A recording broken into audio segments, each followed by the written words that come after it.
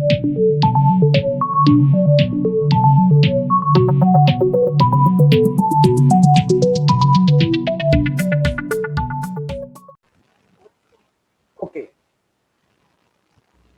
Name of the chapter is trial balance.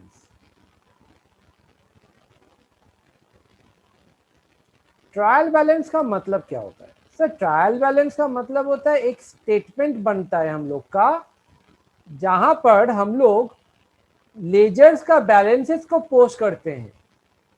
Statement where ledger balances are posted.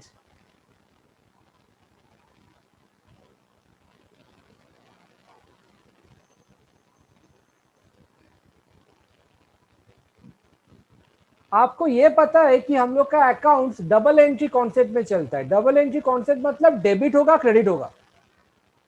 सिर्फ debit नहीं होगा, सिर्फ credit नहीं होगा. एक डेबिट होगा तो एक क्रेडिट होगा ही होगा एटलीस्ट.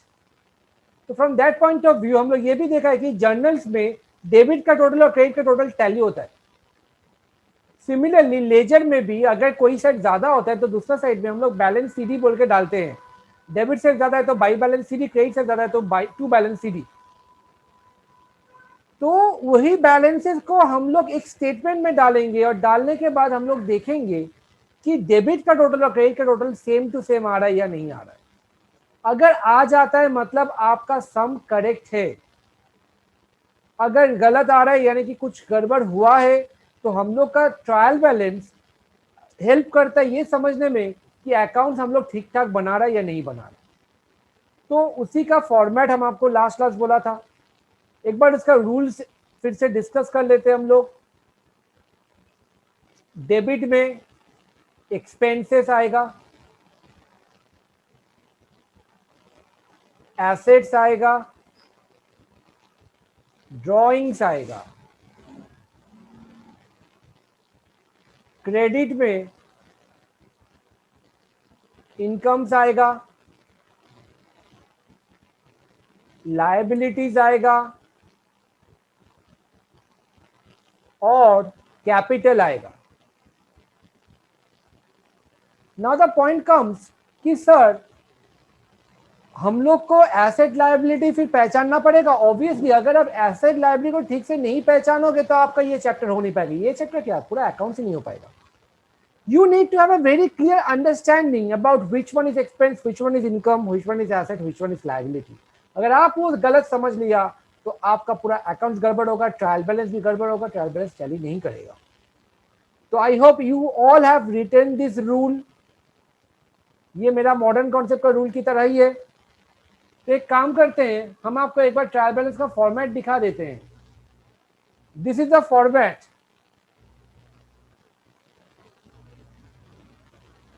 जहां पर आप देख पा रहे हो सीरियल नंबर पहला कॉलम, उसके बाद पर्टिकुलर्स बड़ा सा कॉलम, उसके बाद अमाउंट का दो ठो कॉलम, एक डेबिट एक क्रेडिट. राइट. यानी कि ये फॉर्मेट पूरा जर्नल फॉर्मेट की तरह है. जर्नल में जैसे हम लोग का डेबिट होता है क्रेडिट होता है, इसका भी यहाँ पर डेबिट क्रेडिट हो रहा है. तो this is known as journal format. अब क्लास 11 में मेजॉरिटी जो भी अकाउंट्स आप करोगे आइदर वो जर्नल फॉर्मेट का होगा या लेजर फॉर्मेट का होगा. 11 बोलो या अकाउंट्स का बेस बोलो, जो भी कुछ होता है ये दो फॉर्मेट में आता है. आइदर ये लेजर फॉर्मेट में होता है या फिर जर्नल फॉर्मेट में होता है. तो ये जर्नल फॉर्मेट में हो गया. अब स्टूडेंट मेरे को पूछता है सर यहाँ पर आपने लेजर फोलियो नहीं डाला. नो, तब तो पूरा जर्नल हो जाएगा. लेजर फोलियो जर्नल फोलियो का कुछ नहीं होगा यहाँ पर. और हाँ, ये डेट नहीं होगा. सर क्यों? क्योंकि ट्रायल बैलेंस बनता है क्लोजिंग डेट पे. क्लोजिंग डेट मतलब साल जिस तारीख को आपका साल खत्म हो रहा है. अकाउंट्स में साल हम लोग का आइदर कैलेंडर और ईयर हो सकता है. कैलेंडर ईयर मतलब 31 दिसंबर या फिर 31 मार्च फाइनेंशियल ईयर. 31 दिसंबर एंडिंग मतलब मेरा साल शुरू हुआ था कब? मेरा साल शुरू हुआ था 1 जनवरी में. 1 जनवरी में शुरू, 31 दिसंबर में एंड. और मार्च ईयर एंडिंग मतलब मेरा साल शुरू हुआ था 1 अप्रैल में. तो ये आपको क्वेश्चन में बोल देगा, क्वेश्चन पढ़ के आपको समझना पड़ेगा वो आपका ईयर एंडिंग कब होगा। 31 दिसंबर होगा तो 31 दिसंबर में डालोगे, 31 मार्च होगा तो 31 मार्च में डालोगे। ये लास्ट डे में होता है, जनरल लेजर बनने के बाद ट्रायल बैलेंस बनता है। एक बार जल्दी से रिवीजन कर लेते हैं। कैपिटल देखो क्रेडिट में डाला गया था, कैश एसेट डेबिट में डाला गया था। हरी, हरी यहाँ पर कौन था मेरा, हरी यहाँ पर मेरा क्रेडिटर था। तो कैसे पता, ये बोल देगा आपको। अगर जर्नल लेजर नहीं दिया हुआ है तो आपको बोल देगा हरी कौन है मेरा, तो क्रेडिटर है तो क्रेडिट, तो डेटर होता तो एसेट होता तो डेबिट में आता। Bank asset, sales income, drawings debit, rent expense debit, salary debit, purchase expense debit, purchase return, purchase का ऑपोजिट, परचेज अगर एक्सपेंस होता है तो परचेज रिटर्न आप इनकम मानोगे, तो ये मेरा परचेज रिटर्न इनकम साइड में आ जाता है।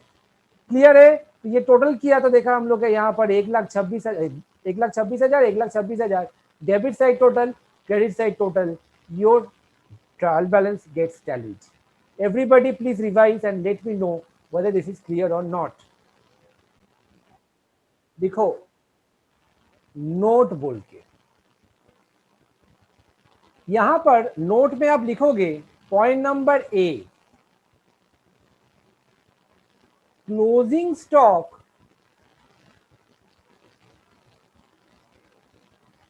will not be recorded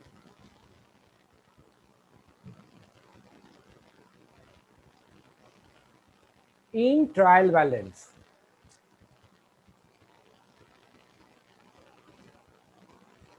sir closing stock होता क्या है? साल जब खत्म होता है, जब आपका कोई चीज बचा कुछ है जो आपका सेल नहीं हुआ, उसको हम लोग क्लोजिंग स्टॉक कहलाता है। या फिर कोई भी सामान, रॉ मटेरियल्स आपका बचा है, यूटिलाइजेशन नहीं हुआ, ऐसा थोड़ी होता है कि लास्ट डे हो गया सब यूटिलाइज हो गया। नो, हम लोग डेट देख के प्रोडक्शन नहीं करते। कुछ माल हम लोग खरीद कर रख लेते हैं हम लोगों के पास कि नेक्स्ट ईयर में काम आएगा।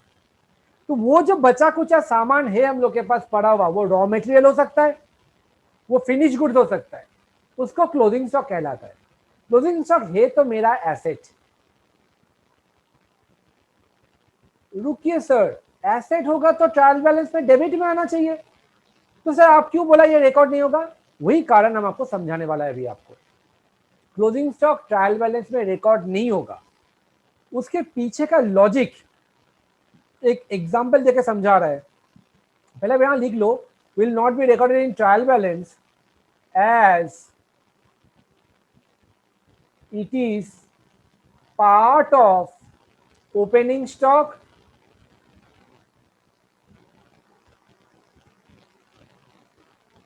and purchase। तो समझ में नहीं आया, एकदम समझा रहा है। आप एक एग्जाम्पल को गो थ्रू करो। Everybody ready? लिखो एग्जाम्पल में ओपनिंग स्टॉक, ओपनिंग स्टॉक में आप अमाउंट लिखोगे 10,000 रुपीज। परचेज अमाउंट लिखोगे 15,000 rupees. Closing stock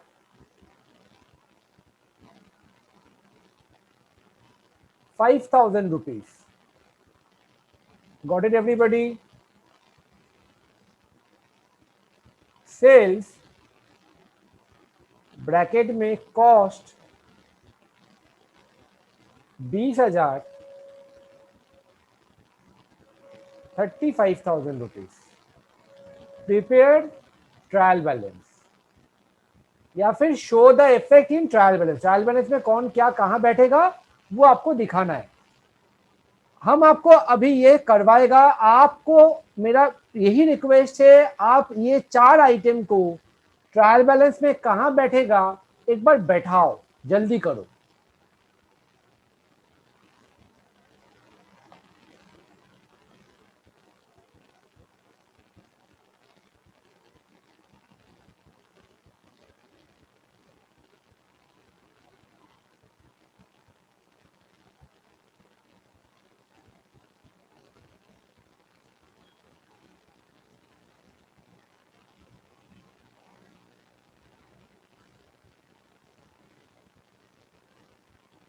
serial number वगैरह नहीं डाल रहा है ओपनिंग स्टॉक। सर आपने तो नहीं समझाया सर, ओपनिंग स्टॉक क्या होता है? ओपनिंग स्टॉक होता है पिछला साल का जो मेरा बचा कुचा सामान था उसको क्लोजिंग स्टॉक कहलाता है, वो इस साल का क्या हो जाएगा? Opening stock. करंट ईयर का ओपनिंग स्टॉक हो जाएगा। समझ में आ रहा है बात को? तो ये ओपनिंग स्टॉक मेरे लिए एसेट है, तो हम लोग इसको डेबिट में डालेंगे 10,000 रुपया। फिर आता है purchase, is an expense 15,000 rupees. फिर आता है मेरा क्लोजिंग स्टॉक, और मैंने आपको बोला था क्लोजिंग स्टॉक रिकॉर्ड नहीं होगा ट्रायल बैलेंस में। सर लॉजिक नहीं समझा, समझाएंगे ना। सेल्स, सेल्स में क्या बोलता है? 20,000 का सामान 35,000 में बेचा। प्रॉफिट लॉस के लिए हम लोग ट्रायल बैलेंस नहीं बनाता है, ट्रायल बैलेंस में सिर्फ हम लोग रिकॉर्ड करता है। इफ आई आस्क यू कितना का सेल हुआ, अब 20,000 थोड़ी बोलोगे। सेल हुआ मेरा 35,000 का, तो क्रेडिट साइड में 35,000। Got it everybody? तो मेरा क्रेडिट साइड हो गया, डेबिट साइड हो गया। सर ट्रायल बैलेंस टैली नहीं हो रहा है, कैसे होगा? अभी भी तो बहुत सारा फिगर्स रहता है, सेल्स, वेजेस, सैलरी, कैपिटल, ये सब रहेगा। तो ये मिसिंग फिगर, मतलब इनकम्प्लीट सम है, पूरा सम मैंने नहीं दिया। सिर्फ ये 4 आइटम को हम आपको बोला था रिकॉर्ड करने का। अब हम आपको समझाएंगे क्लोजिंग स्टॉक हम लोग रिकॉर्ड क्यों नहीं किया। मेरे को एक बात बोलो, आपके पास कितना सामान पहले से पड़ा हुआ था? 10,000 का। आपने कितना माल खरीदा? 15,000 का। If I ask you what is the total amount of goods that you had before sale, बेचने से पहले आपके पास टोटल कितना रुपया का सामान पड़ा हुआ था? What will be your answer? 10,000, 15,000 और 25,000। रेस्पॉन्ड करो जल्दी से।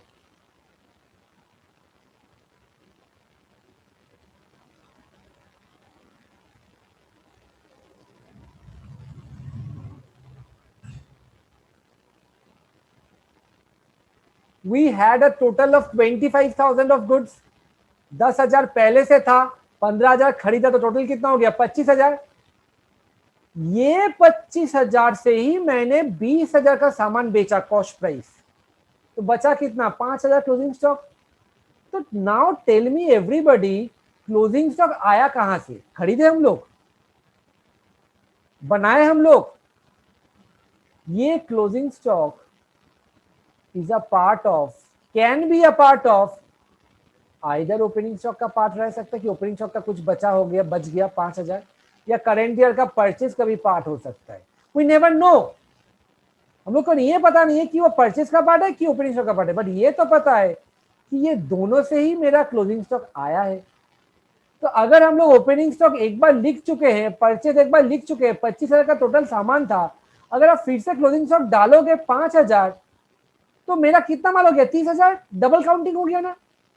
तो मैंने 25 एक बार रिकॉर्ड कर चुका है, इसीलिए क्लोजिंग स्टॉक फिर से रिकॉर्ड नहीं करेंगे हम लोग, क्योंकि टोटल सामान तो मेरा 25 था, वो अगर रिकॉर्ड करेंगे तो 30,000 हो जाएगा। ऐसा थोड़ी है। क्लोजिंग स्टॉक क्या अलग से मैंने खरीदा है? No, closing stock is a part of either आपका ओपनिंग स्टॉक या आइदर आपका current year purchase. Is this okay everybody? Therefore since purchase and opening stock already debit हो चुका है, तो क्लोजिंग स्टॉक फिर से डेबिट नहीं होगा। Getting me everybody? Understood? Please respond. Write down example. From the following,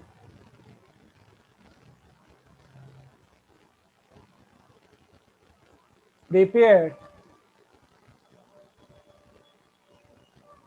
trial balance as on 31/12/2020. Land 40,000, building 60,000, capital 2 lakh, debtors 10,000, wages 5,000,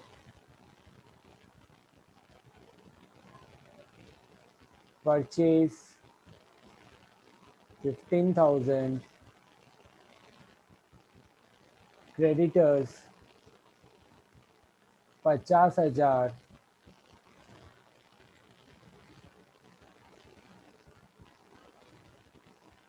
opening stock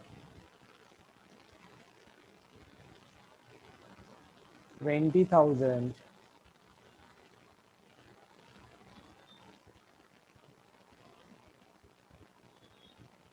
carriage inward 20,000, sales 1 lakh,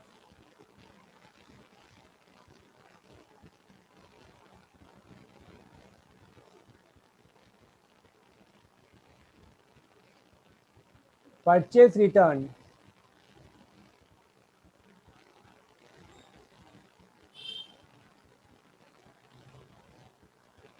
5,000,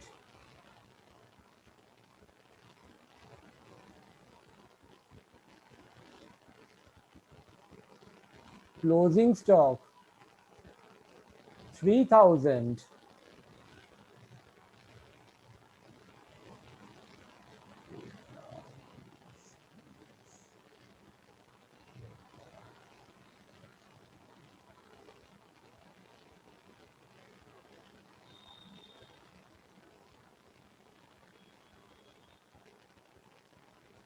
wages तो डाल दिया ना।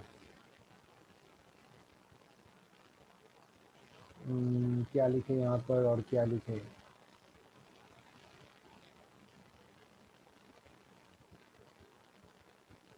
Advertisement. अच्छा आप लोग एक बार शुरू करो एडवर्टाइजमेंट का अमाउंट का खाली छोड़ के, हम आपको थोड़ी देर में कैलकुलेट करके बता दे रहे हैं। आप लोग नीचे में कैलकुलेशन शुरू करो with proper format.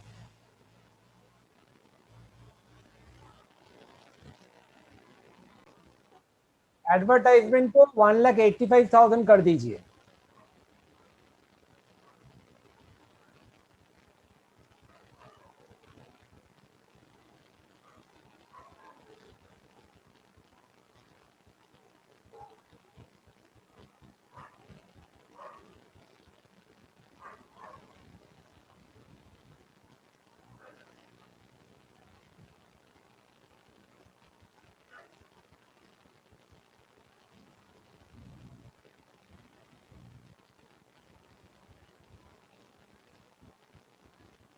Date,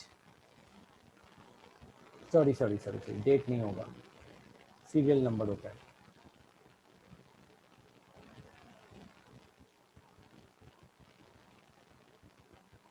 particulars, amount rupees, amount rupees, debit और क्रेडिट। जल्दी बनाओ, हो जाएगा तो बोल देना। सबसे पहले land, serial number 1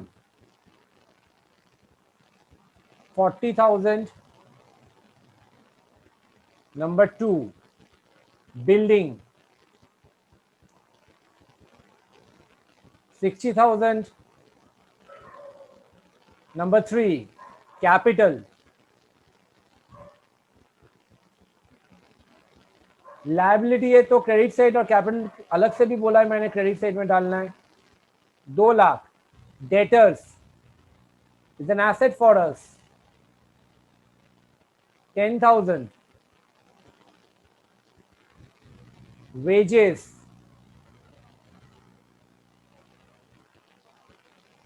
5,000 purchase,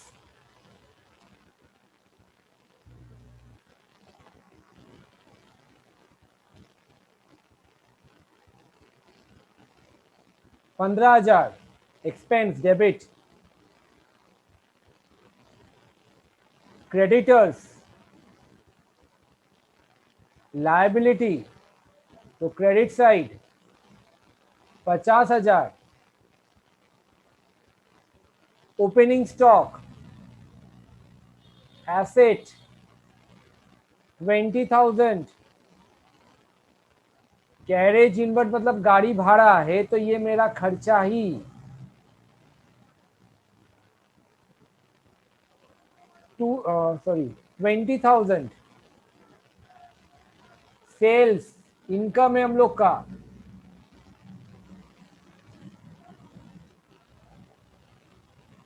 1,00,000 credit side purchase return.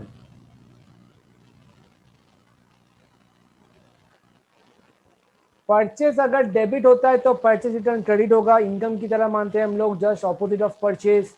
तो परचेज हम लोग का डेबिट हुआ था तो purchase return credit 5,000। Closing stock, I told you that is the main thing that we have learned. Closing stock will not be recorded because it is a part of opening stock and purchase. तो closing stock हम लोग record नहीं किए। Number 12, advertisement.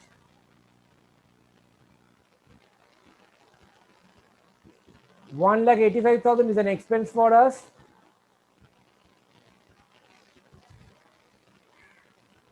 I hope both sides are getting tallied. 3,50,000 आ रहा है total.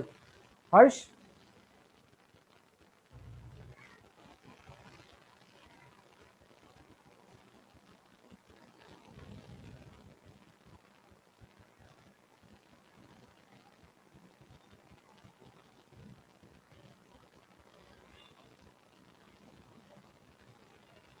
I want everybody to please revise and let me know clear है कि नहीं। कोई भी डाउट होता है पूछ लो।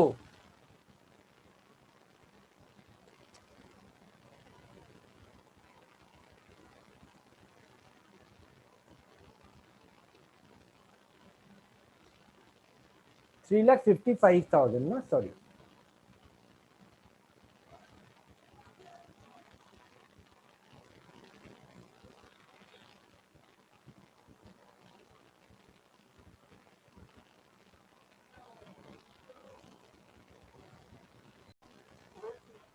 ओके जो लोग ये वाला सम को अभी तक नहीं किया है, ये आपका क्वेश्चन है, इसको स्क्रीनशॉट कर लो। करके इसका ट्रायल बैलेंस का टोटल 47,820 आएगा।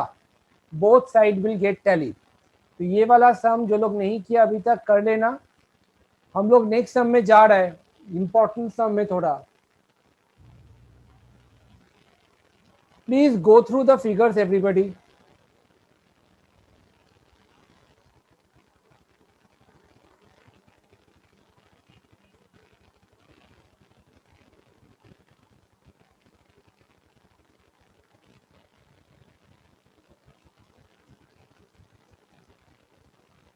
पूछा क्या है क्वेश्चन में वो हम लोग को जानना है।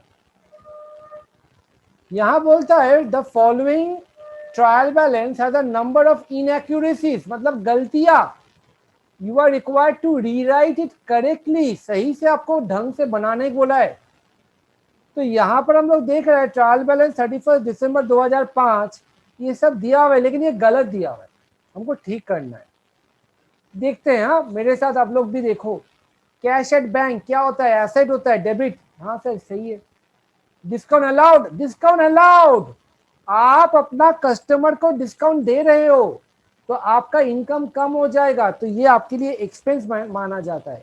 Discount allowed is an expense, तो ये गलत है, ये डेबिट में आएगा। डिस्काउंट रिसीव्ड, कोई भी वर्ड में रिसीव जोड़ता है तो इनकम हो जाता है, तो रिसीव्ड हम लोग का क्रेडिट में आएगा। कैपिटल सही है, सेल्स सही है। रिटर्न आउटवर्ड, रिटर्न आउटवर्ड मतलब बाहर गया है, वापस बाहर गया है। तो पहले क्या हुआ था? अंदर आया था। अंदर जब माल आता है उसको क्या बोलते हैं? परचेस। तो परचेस डेबिट होता है तो रिटर्न आउटवर्ड या परचेस रिटर्न क्या होगा? क्रेडिट होगा। तो ये गलत है, ये क्रेडिट साइड में आएगा। परचेस सही है, debit. Return inward, return inward मतलब पहले बेचा था तो अभी अंदर आ गया, तो सेल्स का ऑपोजिट। पहले बेचा था तो सेल्स, सेल्स रिटर्न मतलब डेबिट, तो ये डेबिट में आना चाहिए, गलत है। कैरेज ऑन परचेज मतलब गाड़ी भाड़ा। कैरेज ऑन सेल, कैरेज मतलब ही गाड़ी भाड़ा। माल को खरीदने का टाइम पे जो गाड़ी भाड़ा होता है उसको कैरेज इनवर्ड या कैरेज ऑन परचेज, और माल को बेचने का टाइम पे जो गाड़ी भाड़ा लगता है उसको कैरेज ऑन सेल्स या कैरेज आउटवर्ड, बट है तो दोनों ही मेरा खर्चा, एक्सपेंस, तो ये भी मेरा डेबिट होगा। स्टॉक 1 जन ओपनिंग स्टॉक है, डेबिट होगा, ठीक है। लोन फ्रॉम कुंती, मैंने कुंती से लोन लिया, तो हम लोग का ये एसेट हुआ या लायबिलिटी हुआ? जल्दी से बोलो तो इन द चैट सेक्शन, आपको क्या लगता है, ये सही है या गलत है? लोन फ्रॉम कुंती 500 रुपीज,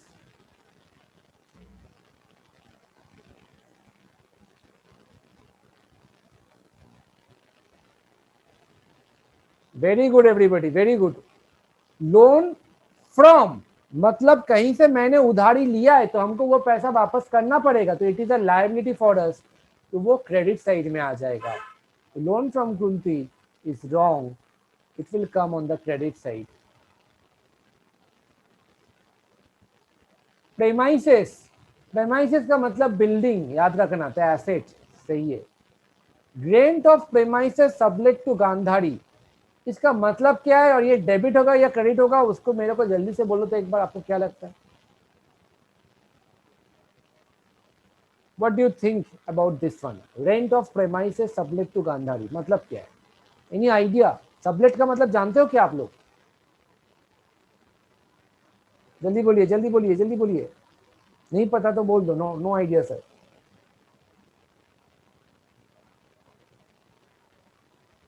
नहीं, चलो बोल दे रहा है, ध्यान से सुनो। मेरा एक मकान है, वो मकान में हम आपको किराए में रखा हुआ है, आप मेरे को रेंट देते हो। व्हाट यू डिड, वो प्रॉपर्टी में कुछ पोर्शन आपने किसी को और रेंट में दे दिया, मतलब प्रॉपर्टी आपका है नहीं, बट आपने किसी को फिर से भाड़े में दिया, वहां से आप भाड़ा कलेक्ट करते हो, अपने पास रखते हो और मेरे को कुछ परसेंटेज दे देते हो। घर का मालिक हम है, आप भी भाड़ा कमा रहे हो, कुछ अपने पॉकेट में डालते हो, मेरे को बाकी पैसा दे देते हो। This is known as rent from sublet.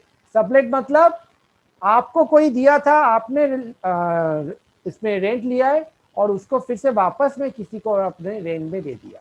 तो ऐसा पॉसिबल थोड़ी होता है, एक्चुअली पॉसिबल होता नहीं है, बट कभी कभार मालिक को हम लोग बोल देते हैं कि देखिए आपको मेरे को अलाउ करना पड़ेगा, फिर ओनली हम आपका यहाँ पर घर लेंगे। जैसे कि हम आपको बता रहे हैं, मेरा एक सेंटर है, तो मेरा जो ट्यूशन सेंटर है वो मेरा रेंटेड है, तो हमने लैंडलॉर्ड से वो रेंट में लिया है एग्रीमेंट करके। अब क्या होता है, हम वहां पर हफ्ते में 3 दिन ऑफलाइन क्लास करवाता था, से मंडे, वेडनेसडे, सैटरडे और संडे, 4 दिन। बाकी दिन हम दूसरा एक जगह में क्लास करने जाता था, मुदियाली में। तो ये जो बाकी दिन मेरा सेंटर खाली रहेगा, तो हमने क्या किया था, वहां पर मैथ्स टीचर, इकोनॉमिक्स टीचर को भी बोला आप वहां पर क्लास करवाओ, और अगर हम वो लोग से रेंट लेता है तो यहाँ पर मेरा घर का मालिक को क्या फर्क, क्या पता चलता है? वो तो जानता है कि यहाँ पर टीचर लोग पढ़ाने आए हैं, उसको क्या फर्क पड़ता है? वो तो मेरे से रेंट लेगा at the end of the month, और हम ये टीचर से क्या रेंट ले रहा है नहीं ले रहा है उसको कोई थोड़ी कुछ मतलब होता है। तो if I take rent from those teacher, that will be considered as rent from subletting. Subletting का मतलब यही होता है, लेटिंग मतलब भाड़ा देना, सबलेट मतलब भाड़ा, किराएदार फिर से किसी को भाड़ा दिया। तो यहाँ पर आपको पैसा मिल रहा है, सबलेट मैंने गांधारी को किया था तो मेरे को पैसा मिलेगा, तो ये इनकम कहलाएगा, दिस विल बी क्रेडिटेड। अब सर सस्पेंस, ये बैलेंस शीट को, ट्रायल बैलेंस को टैली करवाने के लिए इसको सस्पेंस अकाउंट में डाल दिया। तो ये आपको करेक्टली ट्रायल बैलेंस को बनाना है, जैसे मैंने अभी बोला, और बना के देखो टोटल दोनों साइड टैली हो रहा है या नहीं हो रहा है। अगर टैली नहीं होता है तो आपको सस्पेंस अकाउंट बैलेंसिंग शीट डालना पड़ेगा, बट आई थिंक टैली हो जाएगा। Please prepare the trial balance, जल्दी से, ज्यादा टाइम वेस्ट मत करो, मैंने सब कुछ बोल दिया है, और इसमें अगर किसी को कोई डाउट होता है फिर भी जल्दी से पूछो। आपका क्लास का स्टार्टिंग में मैंने आपको बोला था कि closing stock will not be recorded on the trial balance, because closing stock is a part of opening stock and purchase, और ओपनिंग स्टॉक परचेज हम लोग लिख लेते हैं, तो इसीलिए क्लोजिंग स्टॉक हम लोग नहीं लिखेंगे ट्रायल बैलेंस में। But note number 2, if cost of goods sold or adjusted purchase is given,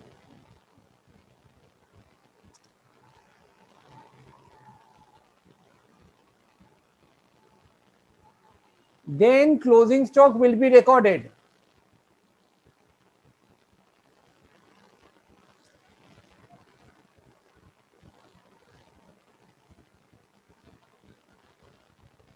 sir ये क्या होता है sir, cost of goods sold adjusted purchase? अभी देखो समझा रहा है।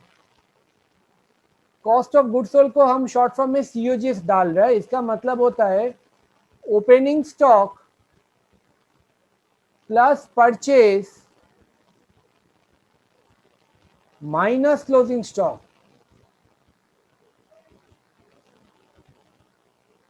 इट्स लाइक कि आपके पास 10,000 का सामान था, आपने और 5,000 का सामान खरीदा, टोटल कितना हो गया? 15,000। आप देख रहे हो आपके पास बचा है सिर्फ 2,000 का, तो अल्टीमेटली कितने का बिक गया? 15 से 2 बाकी है, तो बिक गया कितना? 13,000। इसी को बोलता है कॉस्ट ऑफ गुड्स सोल्ड, जितने का सामान बेचा उसका कॉस्ट प्राइस।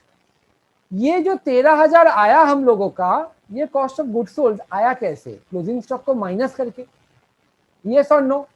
तो since closing stock is already deducted, तो हम लोग क्लोजिंग स्टॉक ट्रायल बैलेंस में जरूर लिखेंगे। सीओजीएस को लिखेंगे 13,000 डेबिट साइड में ट्रायल बैलेंस में, और क्लोजिंग स्टॉक 2,000 डाल देंगे। Is this okay everybody now? If COGS is given, then you will have to write down closing stock का value on the debit side, because COGS does not include closing stock का value. Everybody please let me know understood or not. सम करेंगे इसके ऊपर अभी हम लोग। लिख लो, जल्दी से लिख लो।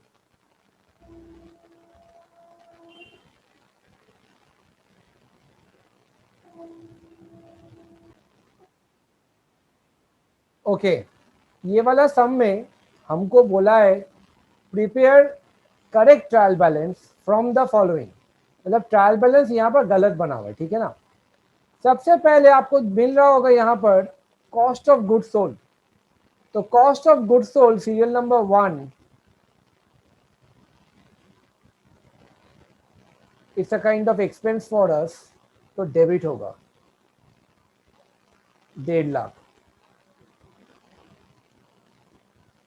उसके बाद क्लोजिंग स्टॉक, अभी मैंने समझाया था कॉस्ट ऑफ गुड्स सोल्ड होगा तो क्लोजिंग स्टॉक आपका ट्रायल बैलेंस में रिकॉर्ड होगा।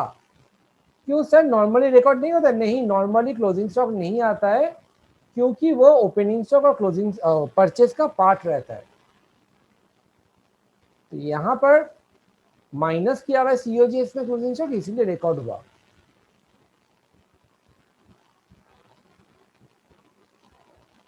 डेटर्स में 60,000,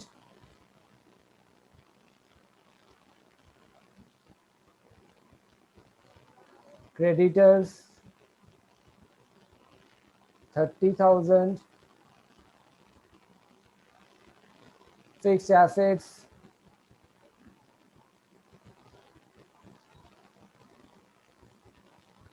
50,000,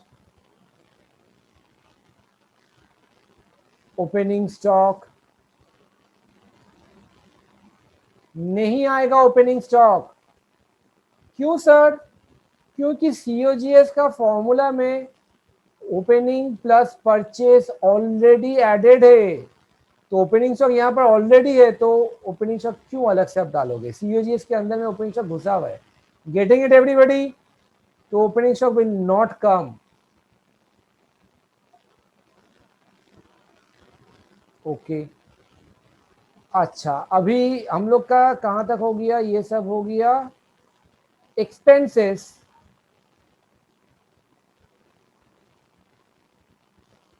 $20,000 डेबिट में आएगा, सेल्स इनकम क्रेडिट में आएगा, और last capital, we all know it's a liability, 90,000 credit में आएगा। प्लीज ये दोनों तरफ टोटल कर दीजिए।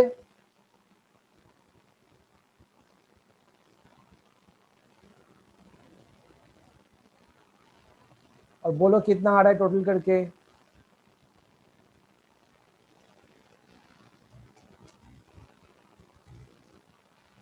$3,20,000।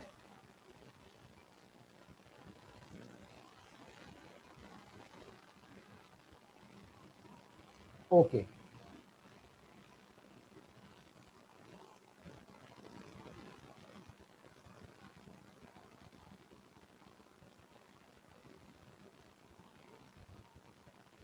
तो 10 हम लोग का ये वाला पोर्शन खत्म हो जाता है।